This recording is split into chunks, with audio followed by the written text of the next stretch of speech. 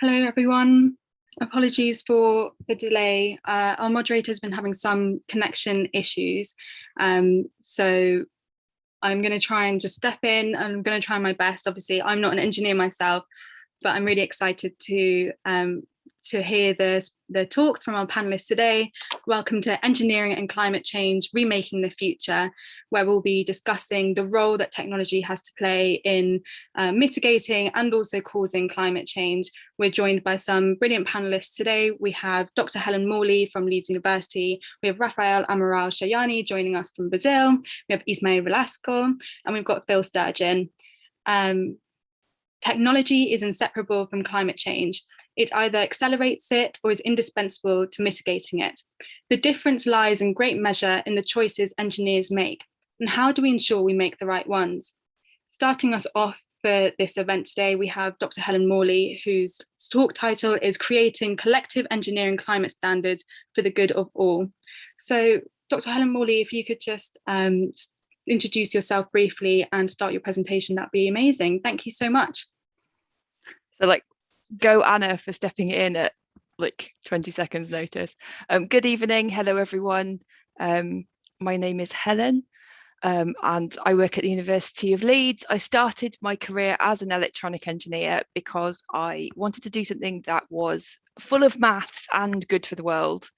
And then after a while in engineering, decided that I wasn't quite a good fit to the reality of what I was experiencing and went and did a PhD in engineering ethics.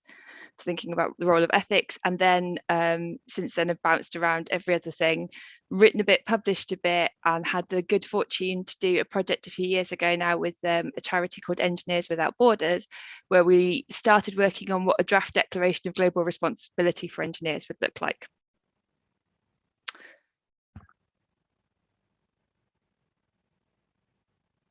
So what I want to talk about is vision. And I don't mean vision in the sense that of a grand scheme for the future.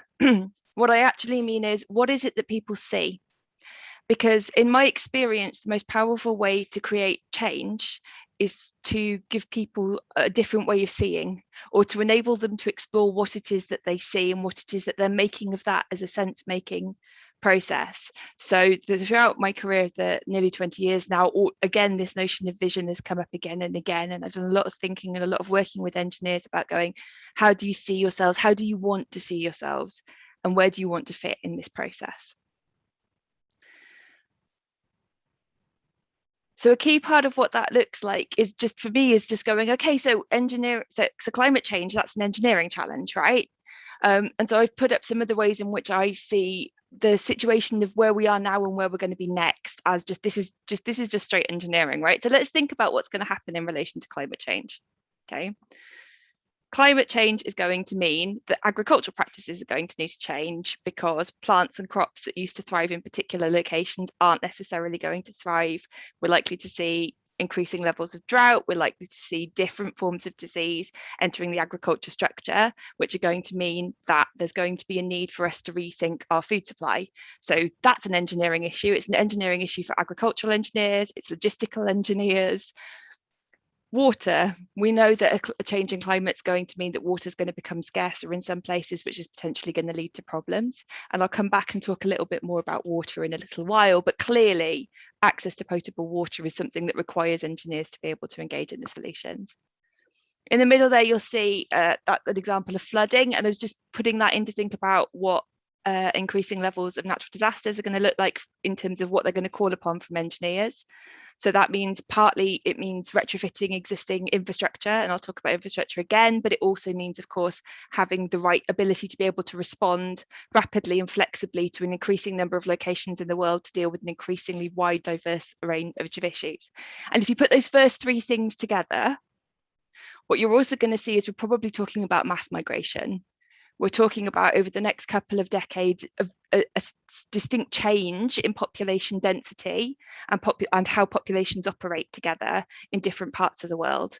And so what's that going to mean? Well, that's going to mean massive changes in infrastructure, because those spaces weren't necessarily planned or built or designed to be able to deal with what's coming next, right? And what's it also going to mean? It's going to mean that we're going to be talking about more diasporas, more communities that are maybe split or living in different ways or different places than the ways that they were historically. Several years ago, I was at a media seminar at the university, and I remember someone talking about a situation where there'd been a disaster in the Philippines. Many people had lost their lives, and for the families, the only way of grieving with what they had left was Facebook, because it wasn't located locally. When everything else went and gone, their ability to grieve, their ability to connect with their own past, with their community, to be able to process the issues that were the ones that were real and human were facing them, were actually enabled by the technology. So that sense of that technology to enable those really important human things of continued connection. Okay, so I'm intentionally not talking about the other side of the ways in which we might think about engineering as engineering and climate change, because I get the feeling we're going to talk about that later, which is, well, hang on, how have we got where we've got and where engineers fit in that as well? I just want to say, even leaving that aside, everything that comes next looks like it's going to be contain an engineering challenge within it. And this, to be clear, is in the lifetime of practicing engineers and people who are training to be engineers right now, right? So an existing professional population and professional population in formation, these are going to be the issues that they have to be able to think about and deal with, okay? And that's what I see. So remember I talked about vision?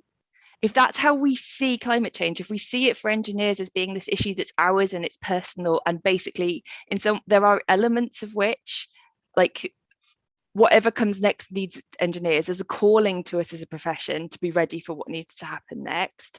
I think it changes the conversation a little bit, rather than is this something we want to join in or should join in. It's already present in our practice. It's already present in our practice, and it has been for years. Now, how do we want to choose to engage with it? And the way I think about what engineering itself is I think of engineering as basically enabling. So it is making possible things that are not natively humanly possible, like flying, or like recovering the use of a limb after a significant injury, or even just keeping things cold for an impractically long amount of time. So I think if we think about engineering as being an enabling activity, then then the question that we should be asking ourselves is, what is it that we want to enable? And this is really important, because this isn't talking about engineering as the manufacture and deployment of technology. This is suggesting that actually fundamentally engineering is about enabling people mostly, but not necessarily exclusively, to be able to do things that they couldn't otherwise do without us. So we're kind of in this with them. We're not, like, as engineers, somehow secondhand removed from what's going on. We're saying, well, okay, if I create the possibility that you didn't have without us to do some stuff, I've kind of got some responsibility to decide where those boundaries are drawn. And more than that, part of what it means to be a professional is to have knowledge and expertise and to be trusted by people, because we can do things for them that they can't do themselves, or where they might not fully understand the implications. Okay, so I'm an electronic engineer. I used to regularly drive over bridges back when I wasn't working at home full time, and I was never in any doubt that the engineer who designed that bridge knew what they were doing, and that there was a trust in the safety in that process, right? That's not because I fully understand the mechanics that are involved in determining when a bridge is safe or not at all, right? So this notion that goes, what we're doing when we're trusting a professional is we're saying, hey, I don't really understand it, but I trust that you do, such that I can act in some ways in relation to it. And if I'm asking you to trust me as an engineer, then there's this second element to that, which is probably it's on me to also be able to make some choices about what's okay, what's acceptable, and not alone. And we want to think about how we want to engage as a profession with the public in that respect. But to that sense that goes, this isn't a situation where we can say, well, if the client says it's okay, anything goes. It's a sense in which my expertise, my specialism is being taken on trust as something that's really important. And therefore, it's my job to think about, what should some of those limits be? What's it okay to say yes and no to? Now, when I started, when I was choosing electronic engineering as my career, I made myself an actual list. I don't think it was a spreadsheet, but I feel it should have been, of things that I would and wouldn't do in the profession. So there were certain employers, certain industries that before I started in engineering, I was like, I'm happy that I want to be an engineer, and there are some things I don't want to do. And it seems to me that to say, okay, so what should we say yes and no to? What should be in the scope of our work as engineers and what shouldn't be? To make that as an individual choice is unnecessary and incredibly complex. It's hard to think about the complexities of the varieties of situations, the varieties of different considerations that come into play. And that's particularly hard because engineering projects aren't normally at the scale of, well, this is going to affect 5 people. It's speaking about populations that are diverse, that contain multiple different groups that are going to be affected and disadvantaged in different ways, where there are already systemic issues of inequalities within those populations already.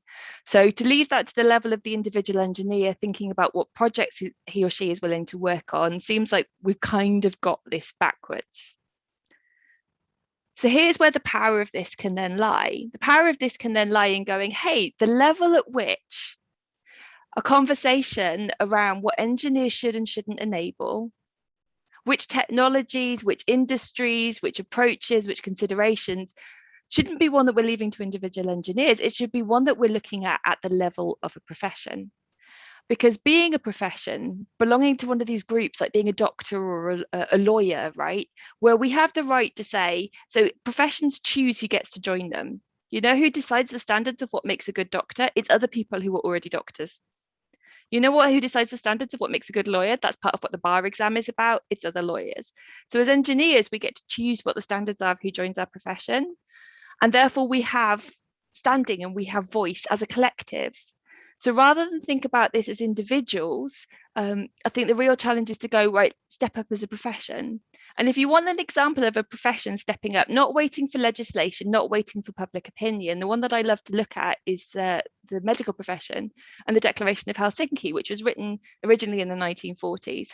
And basically it was a group of medics who came together and said, we have decided that we are going to agree that our profession conducts research in certain ways, because those are the standards that the public want to hold us to, beyond anything that anyone has legislated in any individual country up until this time.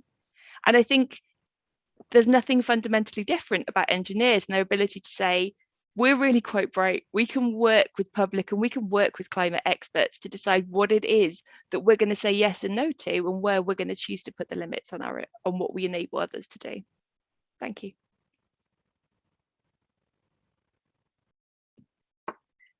Thank you so much, Helen. That was really, really insightful. I really love the idea of kind of, you're almost suggesting that we reframe engineering, not just as a private profession for individuals, but as a recognizing it for the public service that it is, such as, you know, being a doctor or a lawyer.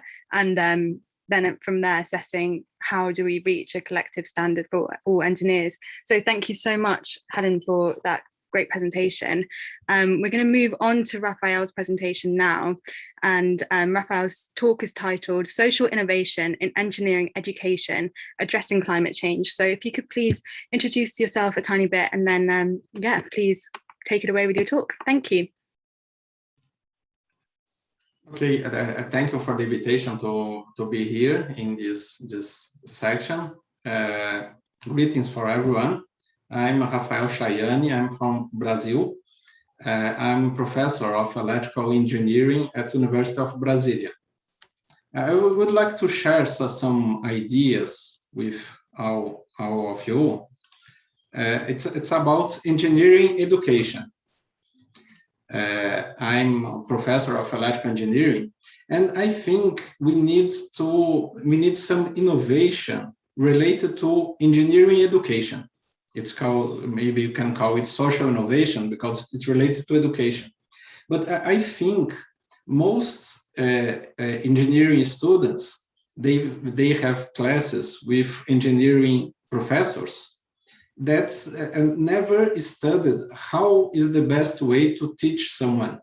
We usually have a degree in engineering, a master degree in engineering, a PhD degree in engineering, and then we become professors.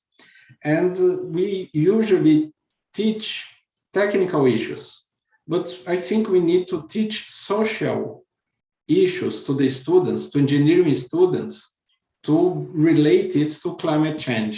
So I'd like to give some ideas in this presentation. This picture, this shows CO2 emissions by energy source. We can see that every year we are having more and more emissions. Why are these emissions always getting higher? We have a lot of students that finish the course, and they think that this is the way, the only way we can generate energy is using fossil fuels, because they learn from the past. They have professors that learned several decades ago that energy is good. If you have energy to everyone, this will be good for mankind. So we need to find the cheapest source of energy. And a lot of people still think this way. They really think that renewable energy is good, but it's for the future, or only when it becomes cheaper that people will use it. They really don't realize that engineering can make it cheaper. And I think the education needs to show it to the students, that the students can use their knowledge, their engineering knowledge, to change the world. This graph of emission by sector, we can see that most of the emissions are related to engineering fields. Electricity, generation of electricity is related to electrical engineering, heat producers, mechanical engineering, industry, transport. We are related to civil engineering, chemical engineering, production engineers that can work on all these fields. The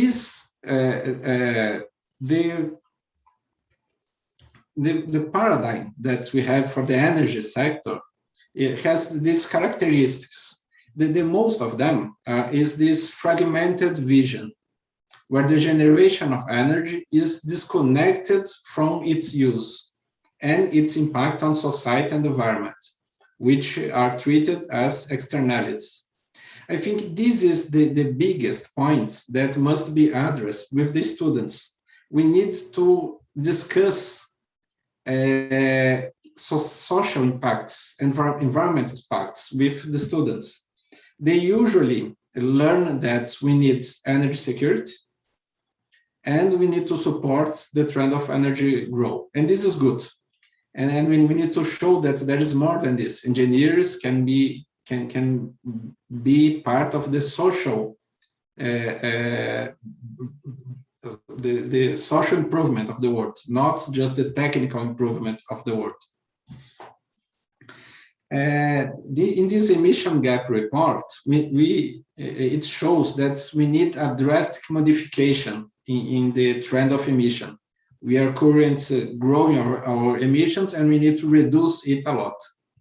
So we need major transformations of the system. Getting the energy system as an example, because it's the one that has the most emissions of greenhouse gases in the world. This recommendation from IPCC tells that a fundamental transformation of the energy supply system is required. This is another recommendation from United Nations. It's a call to action. Everyone must collaborate to reshape the global energy system. And this from international energy agents tell us that achieving net zero emission requires a radical transformation in the way we supply, transform, and use energy. So these engineering students, they need to learn how to create radical new ways to supply, transform, and use energy. So they need to be more creative. So we need to teach creativity to them. And this is related to this social innovation on education. We need to put creativity and a critical point of view in the classes, not only technical point of view. Education is very important, is one of the Sustainable Development Goals, But education on engineering, it's part of the solution. We need to build capacity in individuals, communities, and institutions to contribute effectively to the process. So we need student empowerment, and the professors need to make it. And they don't usually professors, they transmit some knowledge to the students, but the knowledge nowadays are available on internet. We can find all from engineering information need on internet. So we need to empower the students to change the world. I really like these quotes. It's from IEEE, and then International Engineering, Electrical and Electronic Engineering Institute. No? Oh, scientists study the world as it is. Engineers create the world that has never been. So engineering, when we show this to the students, we show that they can create a new world. As engineering, we are going to be in a position to change the world, not just study it. Most students, they don't believe that they can change the world. That they think that they must learn how things work, how the things nowadays work based on fossil fuels, and they think they need to learn it to get a good job. So we need to empower them to show you can change the world. And then engineering issues can help you to create a new world. Engineering is the application of science for human benefit. And this is very nice. We are continually faced by great opportunities, brilliantly disguised as insoluble problems. I think the big problem for engineering is how a country can develop, can use more energy and reduce the emissions. It looks like an insoluble problem, but we need to put it to the students to find new solutions. Huh? And it's all related to motivation. I like these two quotes. Teach them to dedicate their lives to matters of great import and inspire them to undertake studies that will benefit mankind. The other is be anxiously concerned with the needs of the age we live in and center your deliberations on its exigence and requirements. I think engineering courses has a very high dropout rate, but when the students are motivated, they are motivated for a noble goal. And I think he will study harder to find new solutions if he really understands that he can move the world, change the world.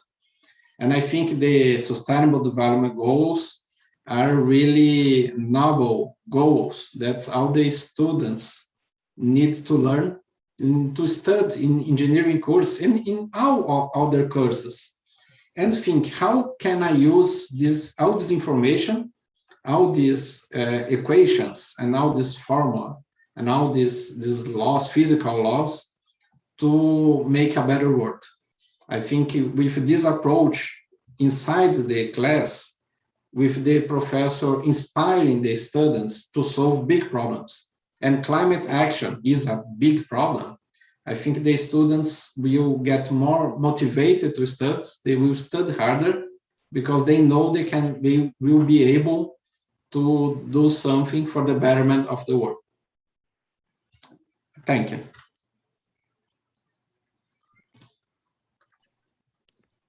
Thank you so much, Raphael. That was a really, really powerful talk, and it links so well to what Helen was saying about technology being an enabler, and you kind of make the point that engineering has the power to change the world. And actually, once you're able to show students that they're able to change the world, you end up kind of adding a higher purpose to engineering, which again also links really nicely with this view of creating a collective standard for engineering. So thank you so much for such a great talk. I will move on to the next speaker, who happens to be my dad, Ismael Velasco, and his talk is going to be called Software Developers and Climate Action, the Social Mobilization Challenge.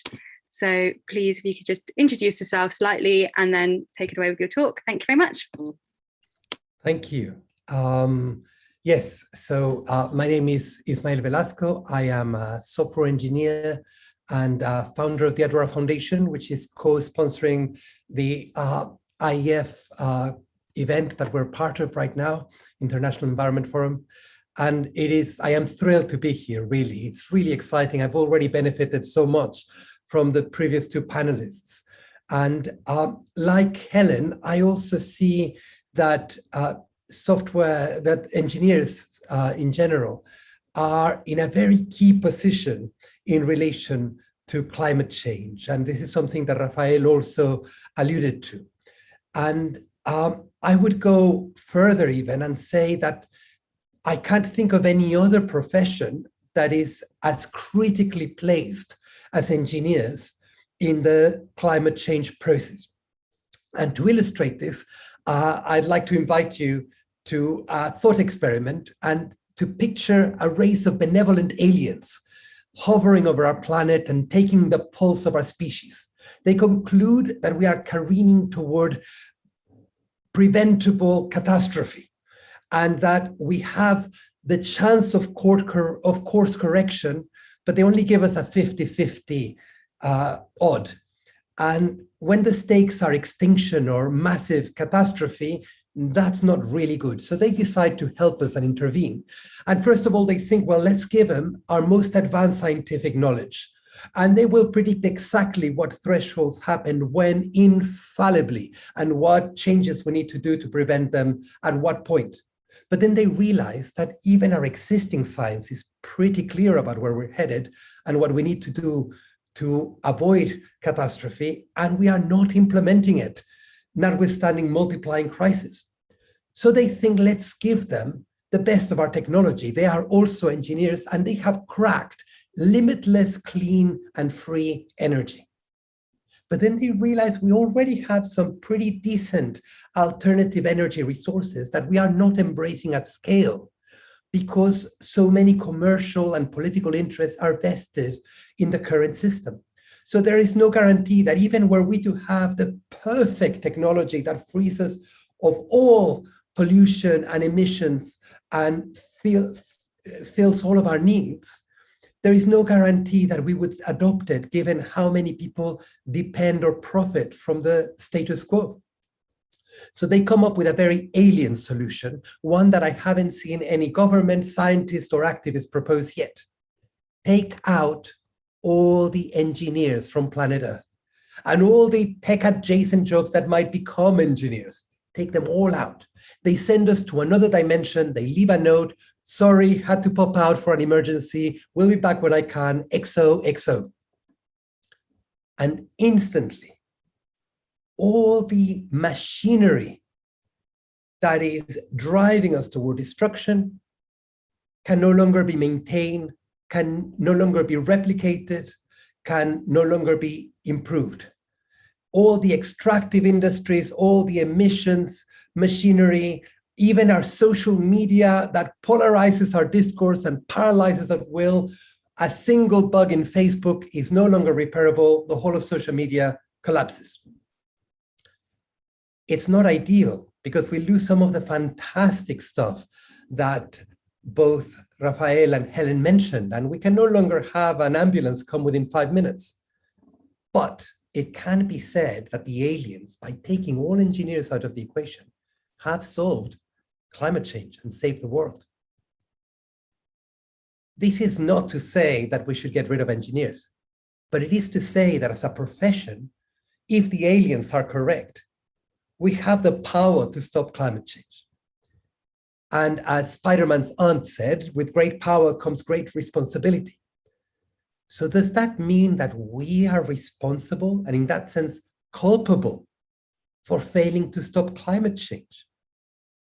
Well, of course, that would be an extreme position, taking it too far, because as individual engineers, we operate within a system that sets boundaries on our ability to have a positive impact.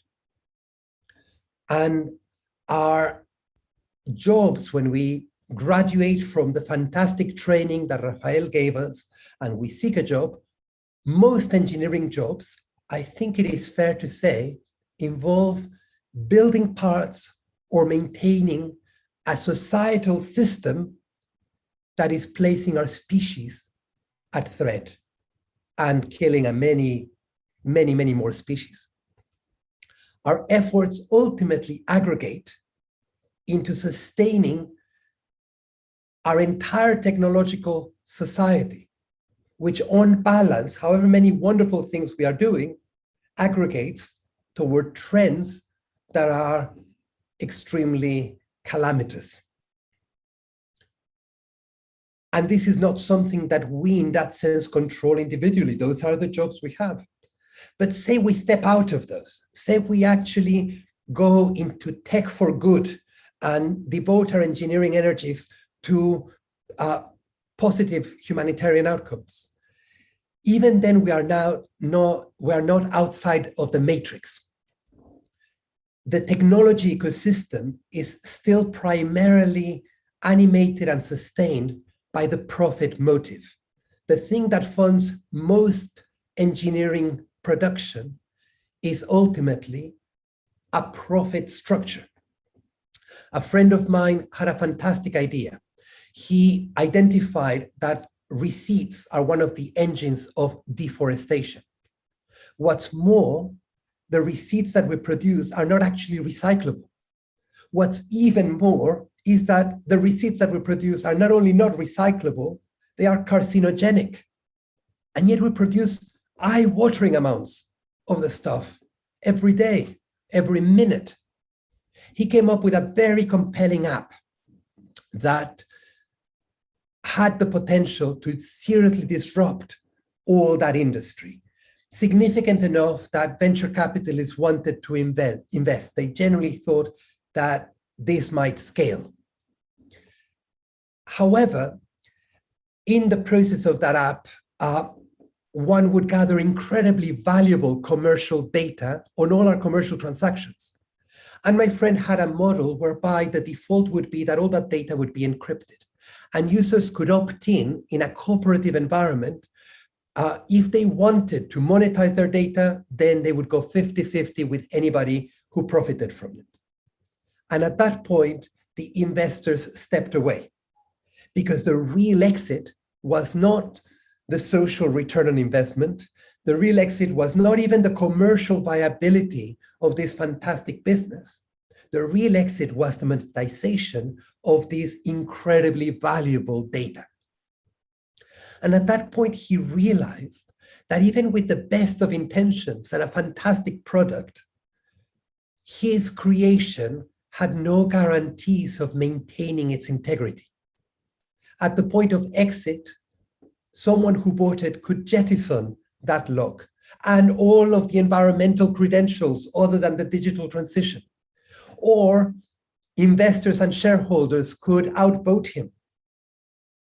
So whether he exited or died or was wildly successful, he did not want to be in the position of so many people who came onto the Social Dilemma documentary of Netflix, who helped create Facebook and helped create Google and helped create Instagram, and now bitterly regretted having part of something they now consider a monster. He did not want, if his app was as successful as investors thought it might be, and he himself did, to be regretting having created it because he had lost control and knew that the ethical imperative was secondary to the profit imperative, and that the tech ecosystem was ultimately driven by the benefit of the few and not the welfare of the whole. And so he opted out of that app and moved into the incredibly pioneering environmental field of mushroom cultivation. It's another talk for another day, but it's one of the best moves that he ever made. But the point is that as engineers trying to change the world, we cannot do it alone. And it is not enough to have technical and scientific solutions. We need the kind of ethical re-education that Rafael was talking about. We need the kind of ethical standards that Helen was talking about. And we need to really influence the entire ecosystem to place equal priority or higher on social return on investment as they put on financial return on investment. Does this mean that we give up and there's nothing for us to do and we're just agents of evil and should just walk home? Of course not. That is the other extreme taken too far. The reality is that within engineering, there is an incredible potential that has already been discussed a little bit by Helen and Rafael. And within my particular niche, software engineering, this is not just a matter of impressions. There are huge numbers. There is a report from GitHub, State of the Octoverse, which shows how much of our time is spent volunteering on projects that benefit not necessarily the whole of humanity, but certainly the software community. And in addition, there is a huge amount of time devoted completely unpaid to projects that benefit the rest of humanity. I am sure it is similar in other arenas of engineering. I have also experienced personally that individual software engineers in my many travels are amongst the most socially conscious and committed people that I have encountered, whether individually or in social media. Of course, there are many exceptions, but as a whole, on the whole, certainly software engineers, which is the community I know, tend to land on the right side of history. And yet, paradoxically, we provide the connecting tissue for all the systems that aggregate ultimately into destruction. So the question is, how do we tap into this potential? When the COVID pandemic hit, software engineers responded. According to GitHub, the amount of software engineers dedicating their time to finding solutions to COVID repositories exploded. I was part of an incredible global hack in my previous job in Booking Live, which supported me to mobilize this small team to join some 95,000 engineers and innovators to try and come up with prototypes to address the burning emergency we had on our hands. And we were fortunate enough to win our category, which was social solidarity, with a solution that tweaked our product to be able to address the logistical barriers that we faced and that were stopping us from accessing stuff that was there, from personal protective equipment to vaccines. But what we discovered, having won, was that the systems of governance were not ready to respond to this vast crowdsourcing upsurge. And so our solution was ultimately wasted in relation to what it could have done. And instead, solutions to similar problems were given to non-specialists who happened to be personal acquaintances, or else were stuck in very cumbersome commissioning processes. Which allows me to conclude now with 3 suggestions. One is that in thinking about the role of engineering in addressing climate change, we need to see ourselves, first of all, as influencers in a technological ecosystem, so that it is not just engineers that we are talking, but the heads of our companies, founders, venture investors, so that social return on investment becomes a criteria. Standards like the one that Helen proposes and education like Rafael proposes would be part of that process. Secondly, that we have this gigantic set of numbers and brains currently already devoted, and even more numbers of engineers yearning for opportunities to apply their skills to things that they know will have impact. But these efforts are entirely uncoordinated. One of the things that was exciting about the Global Hack was the participation of global guiding institutions. The EU, the United Nations set specific challenges, and engineers responded with prototypes. I think if this, instead of being sporadic, ad hoc hackathons, was part of the way we govern and problem solve, and the Sustainable Development Goals were used, for example, as frameworks for systematic challenges to mobilize our communities, we could potentially achieve breakthroughs that our current state does not allow us. And that is, I suppose, the final suggestion, that we create networks that allow us to coordinate both as engineers and as policymakers and third sectors organizations in bringing together innovation and change. I will stop there, and hopefully Phil will take us further into what we can do as individuals. So thank you very much. Thank you so much, and thank you so much for incorporating Helen and Raphael's views as well. I think you're really demonstrating the collaboration that we need to face the inevitable challenges, the technological challenges that are facing us. So thank you so much, and I'm going to move on to Phil Sturgeon, whose talk is on climate action in tech.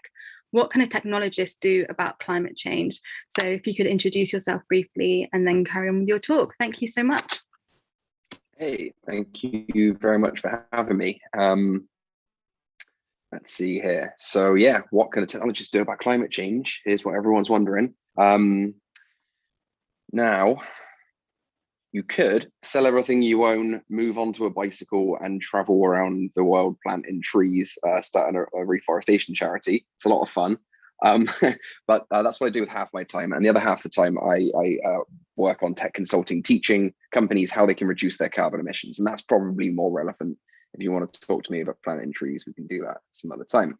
How to get rid of that thing? That's annoying. There is a hide somewhere, isn't there? Ugh, I'll just wait off to the side. Anyway,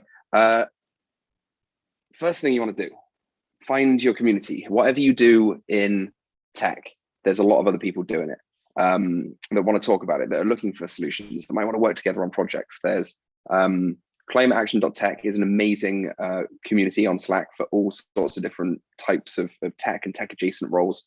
People in there that do marketing. You don't have to be a software engineer. Climate designers is pretty good. If you're into AI, there's climate change AI. They're against it, not for it. There's a lot of meetup groups as well. So I've got meetup.com/Green Tech Southwest, which is a pretty good one. Lots of virtual meetups for now, but I'm sure one day post-COVID they'll be in person. Don't need to see your faces. One of the best things you can do is host your servers somewhere sustainable. And a lot of people ask where that is. Data centers are incredibly hard to make efficient and not use too much energy and keep them, because they need to be kept cool and all that other stuff. So offloading your infrastructure to the cloud can be pretty helpful. Of the three major clouds, Google Cloud is probably the best. They are very clear about, they match 100% of the energy with renewable credits. I think they're planning to fully decarbonize it themselves, but for now they at least match the energy. Microsoft Azure is like, yeah, we're gonna do it. We're gonna be 100% matching by 2025, just a bit of a hand wave.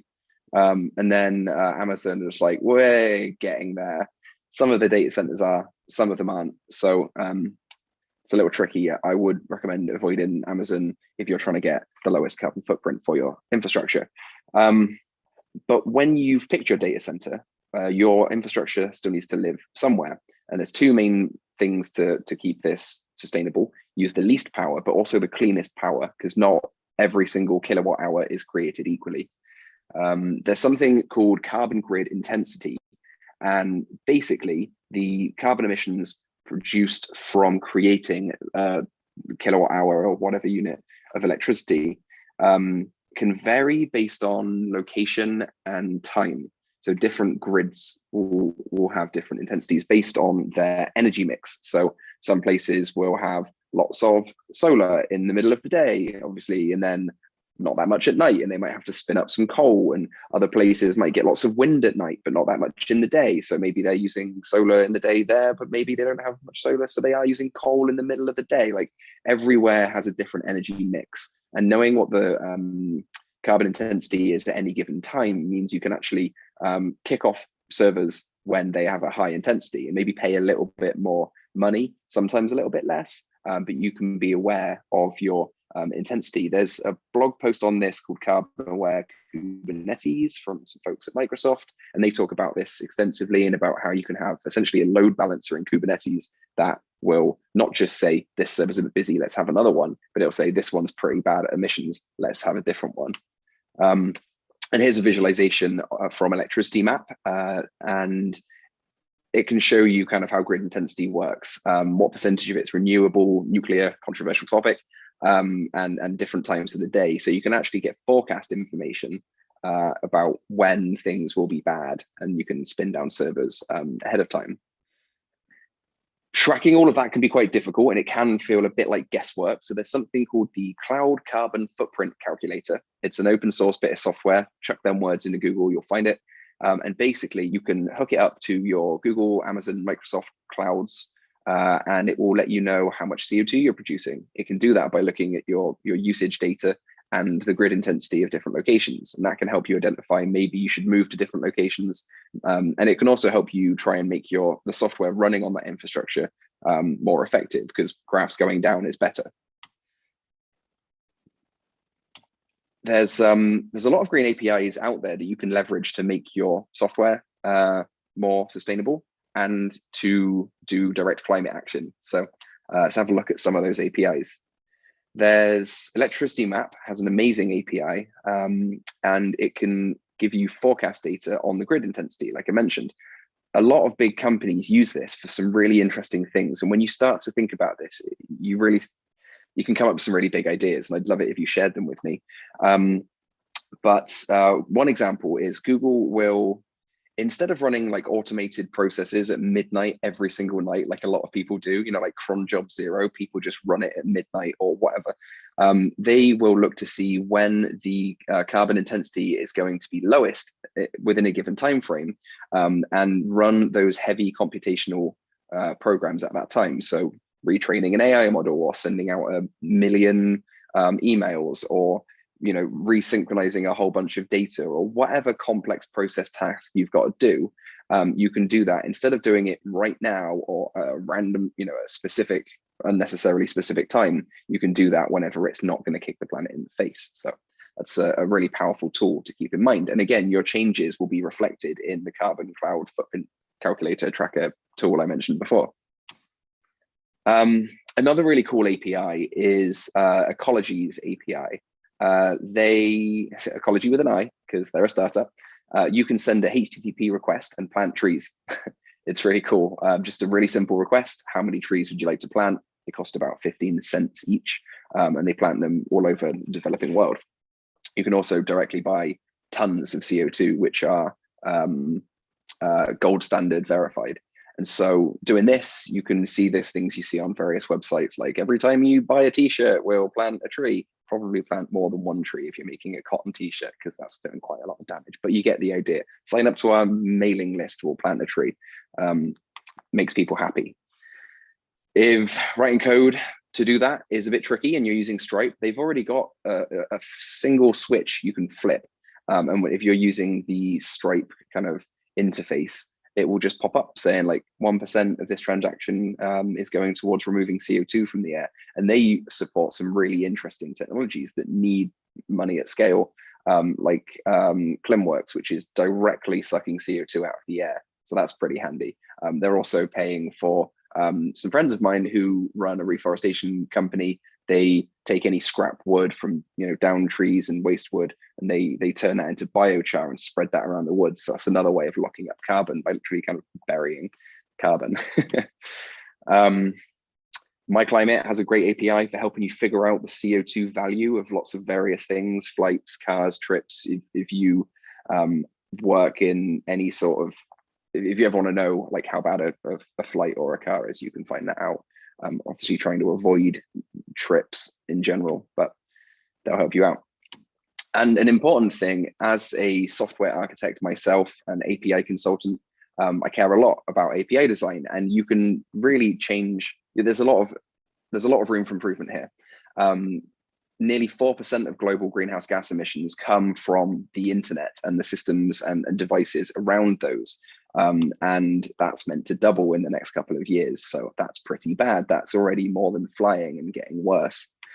We as software engineers can't do all that much about stopping all flights, right? But we can do quite a lot about not designing really bad systems interactions. Akamai noticed that about 69% of the traffic running through their network, they're a really big network, like most of the internet probably runs through Akamai, right? Or a lot of it. And 69% of the traffic going through their network is JSON, which, without getting too nerdy, is API interactions. And so when people are building really bad APIs, that has a large impact on the amount of CO2 being emitted from the internet. And so by improving API design, there's a lot of topics about this. I've written about this for my whole career. But some really simple things like getting rid of sparse field sets and compound documents, and stop doing batching, and stop ignoring caching because it can be hard, right? You just get on with it, find a way of doing it well. There's lots of content out there of how to do it. And the rise in popularity of GraphQL, which is just a formalization of all of those hacks, is not really helping.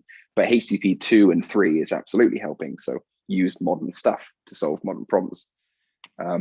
That's a bit niche for some of the audience here, I know, as well, blaze past, but HTTP caching and REST focus on like network efficiency instead of network speed. Try and work smarter instead of harder, instead of running a million different servers all around the world just so everyone can get a very quick response to a question that you didn't need to ask. Try and find a way to avoid them needing to re-ask that same question, right?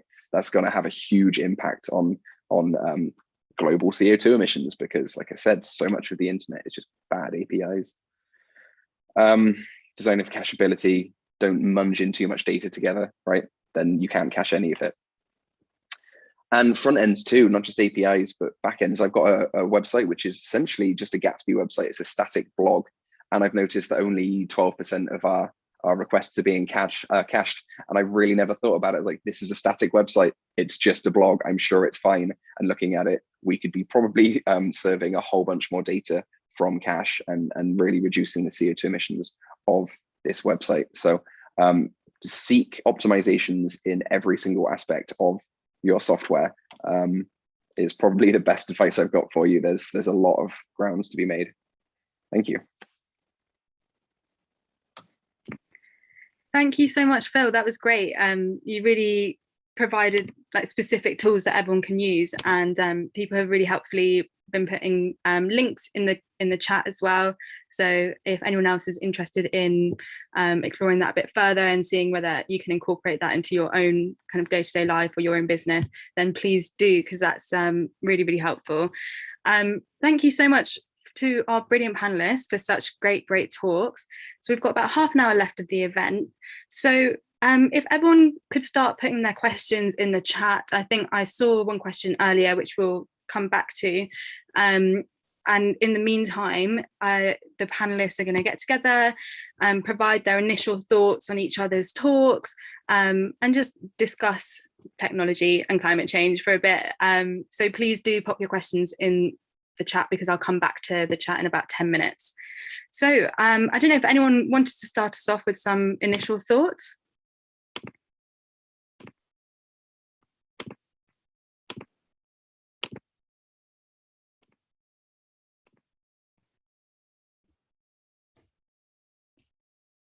I'm really happy.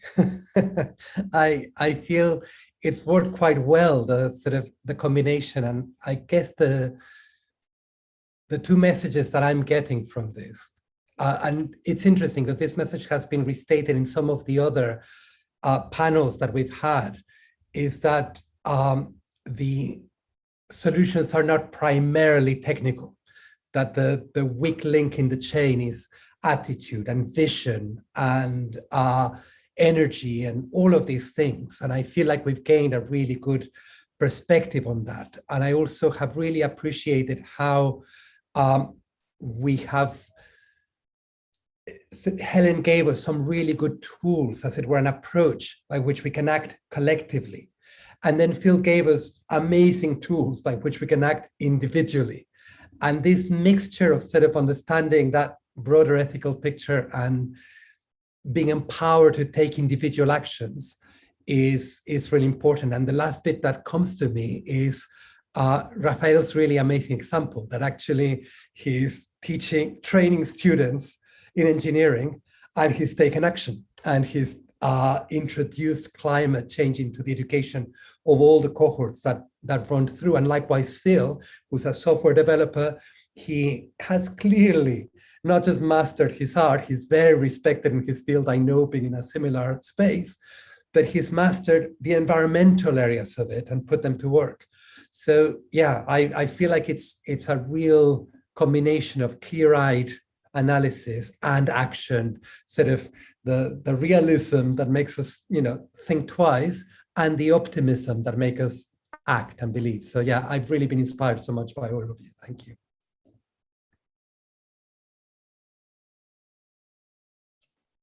I'm curious, when are the alien overlords coming to sort us out, and what is the next dimension like? Because is it better than this one? I have to clarify, they are the benevolent ones. They refuse to use their mass lobotomy ray, which would have fixed us.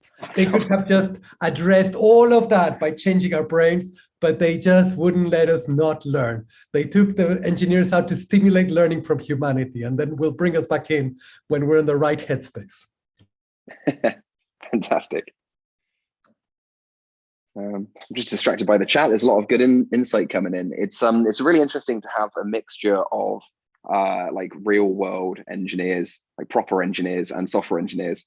I joke that we're kind of fake ones, but there's a lot of crossover here, and people talking about, like, cloud seeding and big mirrors to reflect the sun's rays out. And I'm like, oh, I don't know too much about that. I plant trees and write code. Are there any kind of fantastic engineering, like physical engineering mitigation approaches that anyone's a big fan of? Building giant seawalls, damming up the Wadden Sea. What do you think?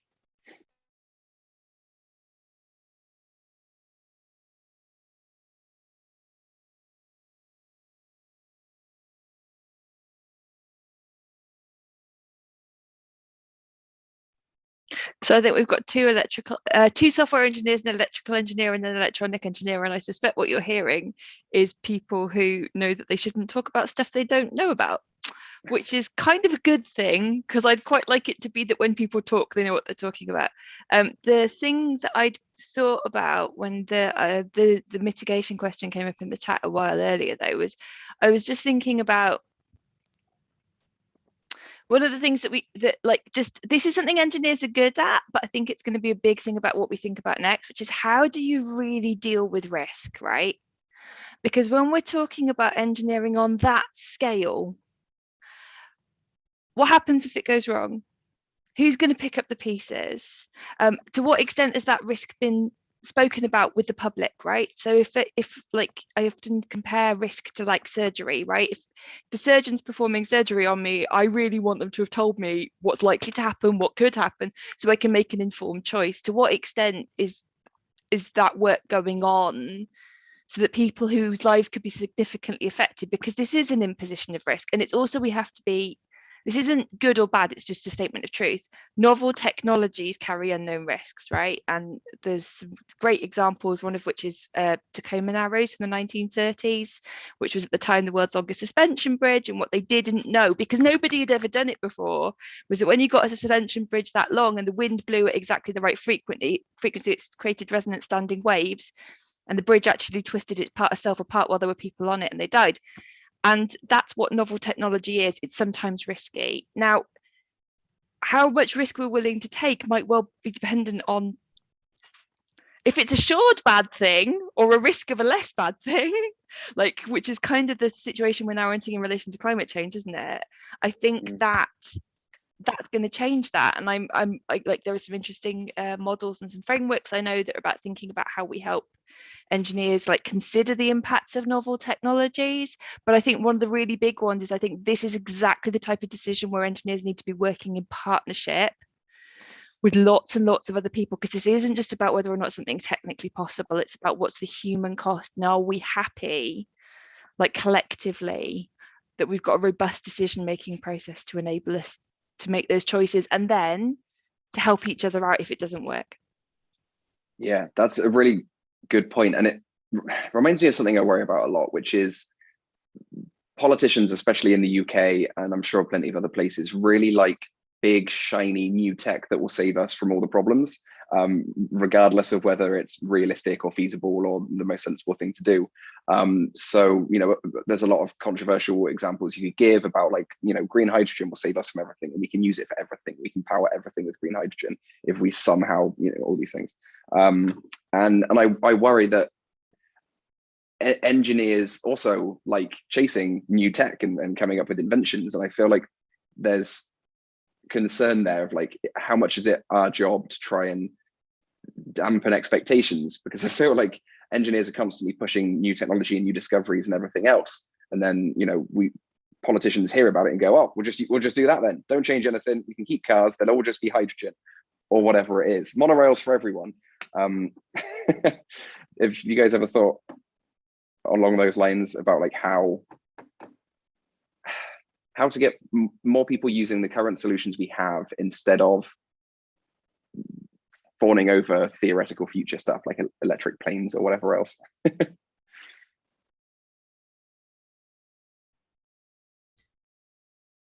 I think Helen's point is really important, and it's interesting because looking at the chat, one person said this is why we need a global climate council, and I know that actually in the strengthening governance panel, some of the main advocates and drivers of the policy agenda to create an environment council were sort of presenting those perspectives. And it speaks to the point I was making about actually engineers can't operate in a vacuum and on their own, and these decisions on risk can't be made by engineers alone. They require engagement, and they require engagement with guiding institutions. But I think the point that Phil made, that guiding institutions at the moment don't necessarily win our trust for selfless decision-making, also mean that I think we have an underexplored possibility in our current technological universe, which is that we have the capacity to engage more voices in consultation than we've ever had. And we're not really using it very well. We're using it to monetize things, right? We're using to kind of advertise and micro-target, but we actually have the infrastructure to engage the whole of humanity, or vast swathes of humanity, in iterations, in going, let's try this. How did it go? Is everyone okay with this? No, let's try again. So for me, in a sense, maybe a combination of new governance approaches that involve that wider dialogue and a closer communication between engineers, all the way from the grassroots upwards, and decision makers and people involved in social action, might be part of how we approach those issues of risk and innovation. What are your thoughts, Rafael?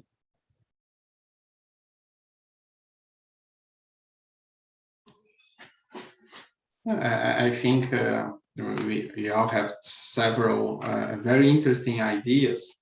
I think the ethical question is the main one. I think, as Ellen shows and Phil shows, everyone can make something to contribute to climate change reduction. You can use servers that consume less energy or green energy. And what's the difference from when you use dirt energy or clean energy? I think it's an ethical decision, because you can see electricity if you're using electricity from coal, from fossil fuels, or electricity for wind energy or solar energy. It's the same for you, because it becomes electricity, and you can see the difference. So it's an ethical decision. So I decided to invest in this clean energy because I know it's the best for everyone. And I think this is the main part to be considered. Most young people, they still have that dichotomy, that what I am and what I work. I am a person that likes to protect the environment, but I work with something that uses a lot of fossil fuels. And then we need to empower them to show that they can mix what you are and what you work as an ethical decision. I will work on things that I think it's right. And I think it's good, including for mental health of everyone. I think in this pandemic, a lot of people have mental health problems. A lot of them related to what's my role in this world. How can I do things better? How can I make a change? And then if you choose to use clean energy, for example, I think you can be part of something greater. And I think it's good for everyone.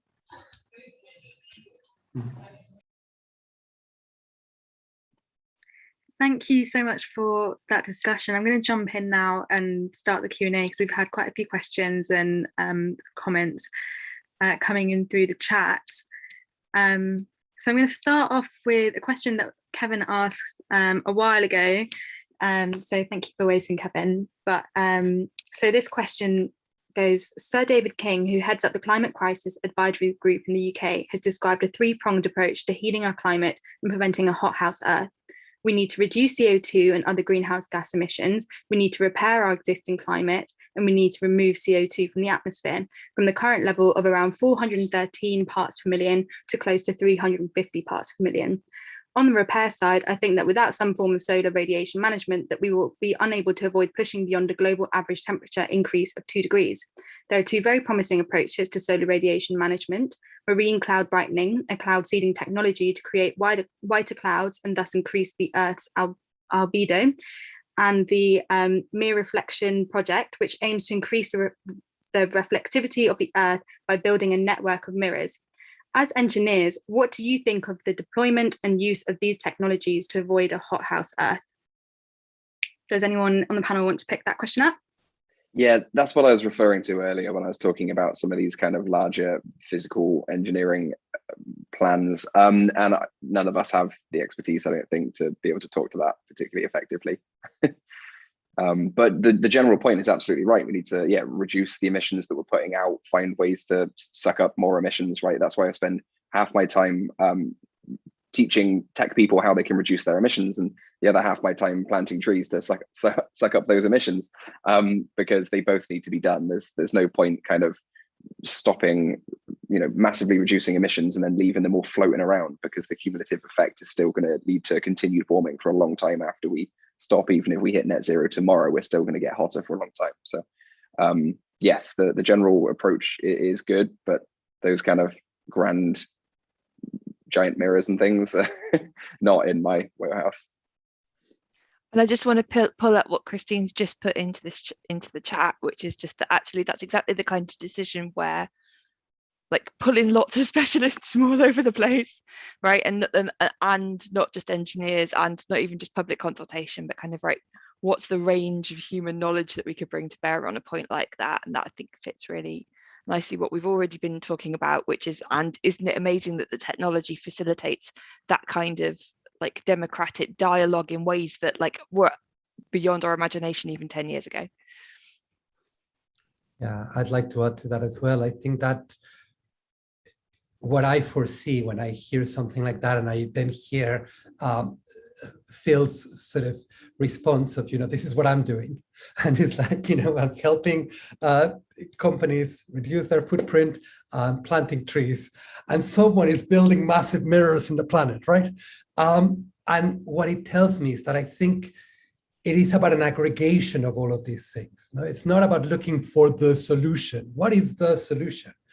It's about creating a Janet Kundal posted in chat some of the work that she's doing in Uganda with tree planting. And at that level, it's micro-engineering often that makes gigantic impacts. I know, having spent time amongst the Maasai and various other communities, that actually, yes, tiny engineering tweaks that will never make the headlines can provide the sustainability of entire communities, and therefore sustainable lifestyles that allow us to decarbonize, et cetera, et cetera. So I think being able to have a global process that is in some way interacting or integrated, that's to me the bit that's missing. We have the potential to integrate all these things, but at the moment it's all just mushrooming in parallel. If we were able to integrate what Janet is doing in Uganda, with what David King is doing with massive mirrors, with what Phil is doing with APIs, and be able to experience it in one perspective, and not just with technologies, as Christine said. If this was part of our entire conversation, where people are empowered to be able to make the ethical decisions that Rafael made, then we have a chance, right? Because I think the potential is there, the possibility, the expertise, indigenous expertise. We have so much expertise and potential. What we lack is unity in that respect, that real unity in diversity. And I think that for the first time in history, we have the means to achieve it on a global scale. We just need to do it now, or pursue it, or iterate until we do.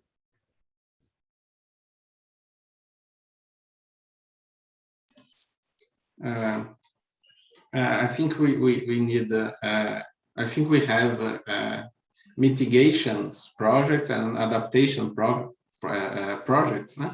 I think these mirrors can be an adaptation project, I think, because you already have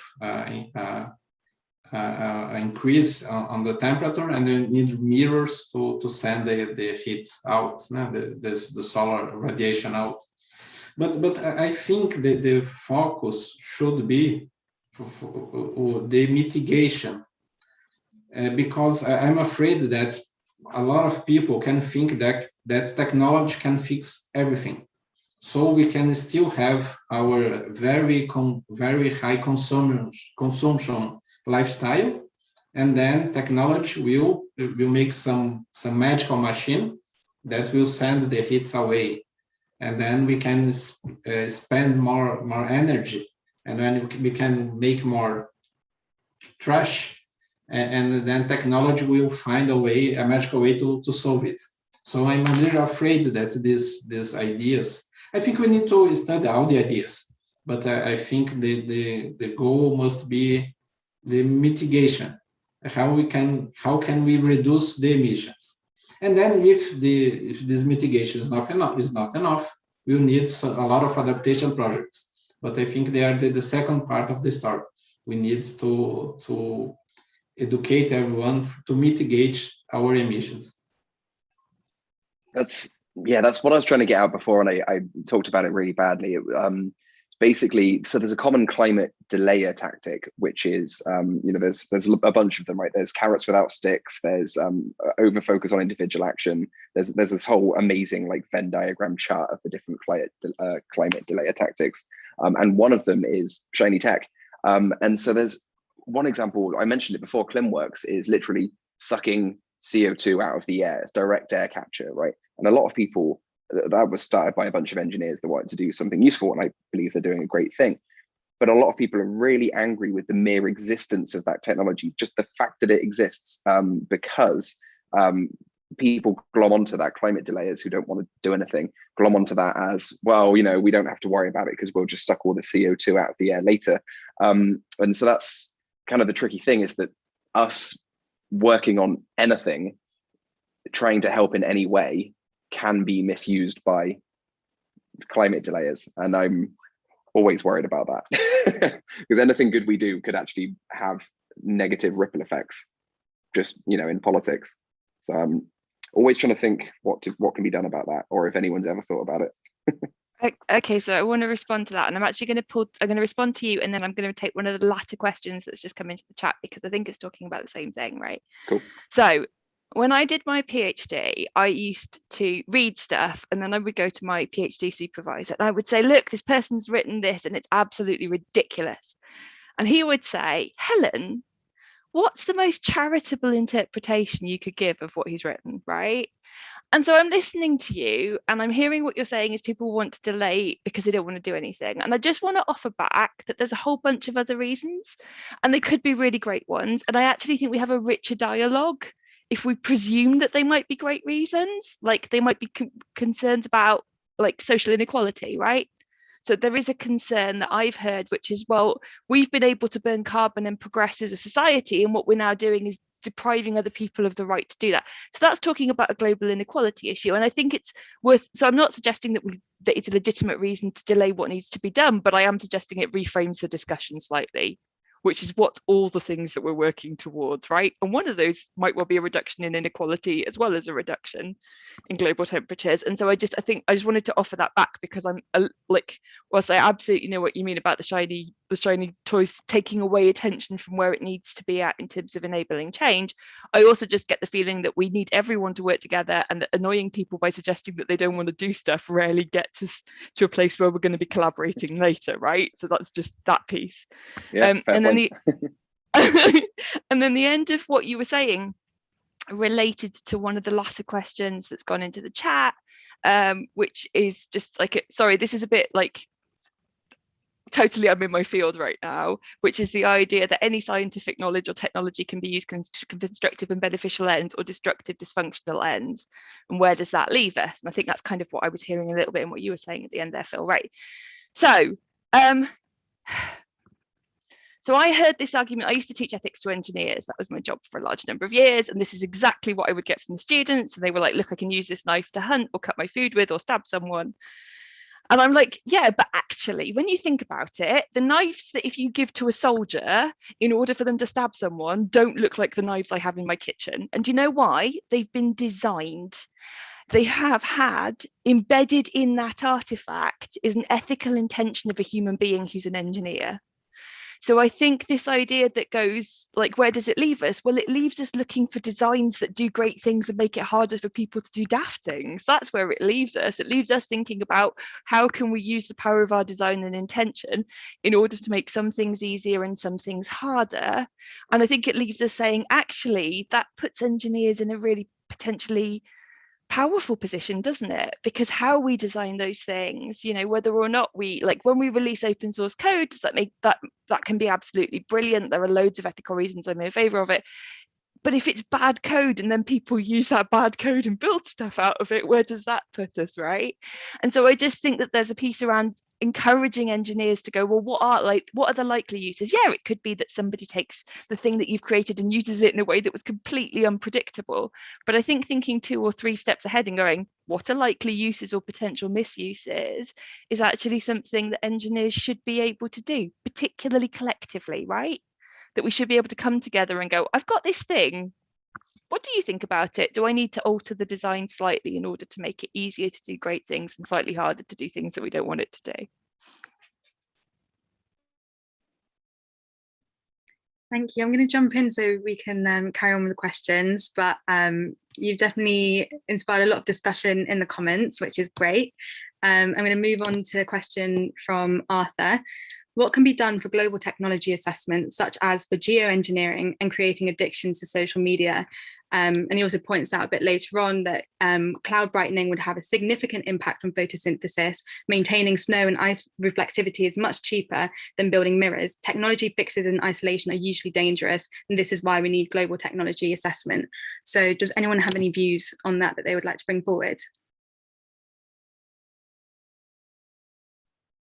I think in a sense we have begun to address it, because the question is who does the assessment, right? It's very similar to the discussion on risks that we had earlier, is how do you assess? And it is a really important question. Someone mentioned Bill Gates' food approach and food technology. And I remember talking to one of the people very deeply involved in it. And I remember thinking, even writing, I think I wrote some kind of interview post or something, but I thought, you're a braver man than I am, because basically the position that they took, the foundation took, the Gates Foundation, was that we are at risk of serious stuff, starvation, food scarcity, etc. And our judgment is that the best solution is genetic modification. And we've done all the science, we've crunched all the figures. If we wait, we have a very limited window as a planet to act on this. If we do not act quickly, things are going to get really bad. So we can either consult everyone, but the systems that we have for consultation are neither equitable nor fast. So by the time we arrive at some minimal negative consensus, we might have destroyed our chances. So instead, we're going to act. And they came up with a whole bunch of approaches that quietly under the radar of most people would change the entire food supply chain for the entire planet on our behalf. And they did a little bit good faith consultation, but quite limited. So in that sense, those dilemmas are with us for things like social media, things like the kind of things that Arthur asked about, is when the timescales are short and we have to decide and we have to make a choice, how do we consult? And I think this is where I don't see much discourse on this. I don't see much innovation on this. I don't see much political discussion or engineering thought being devoted to how we achieve collective decision-making. So my answer, I suppose, or my response to that question is, in a sense, I don't know. But I think the priority is really to devote some new attention and prominence to how do we ensure that those global assessments are made not just by experts, not just by technicians, not just by politicians, but actually by society. And I think we're beginning to get there in some of the discussions we're having, for example, around social media and social media addiction. It's beginning to get to the point. And I think when we crack that with social media, because it's affecting us all and everyone now is beginning to have an opinion, I think we might develop the templates that we can apply to other domains. That would be my hope.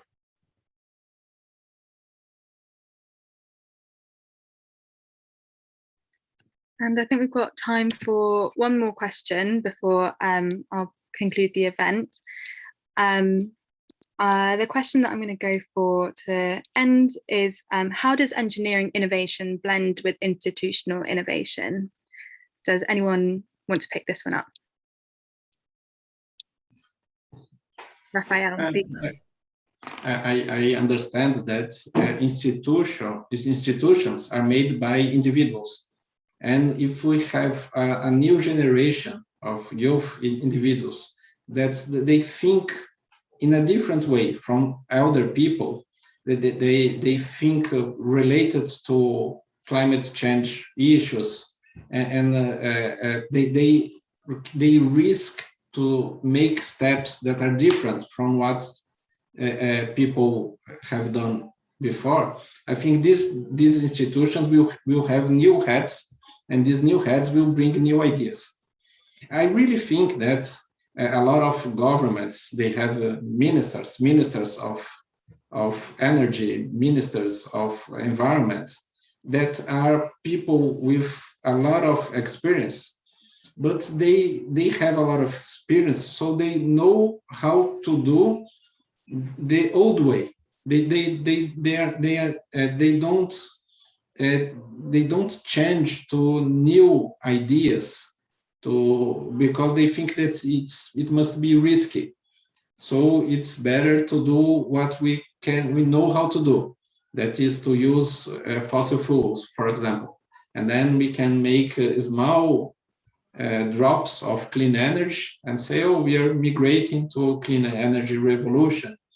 But I think we need institutions with more youngest people that have this. I think all this new generation are climate responsible generation, and then they can bring new ideas.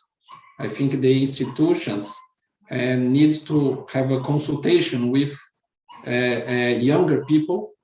Of course, we need to listen to the wisdom of older people, but we need people with a new point of view. I'm saying it because I'm a professor, and I see a lot of engineering professors that they have the same discourse from more than 100 years, because it's all the engineering laws of physics that we learn. It's almost the same.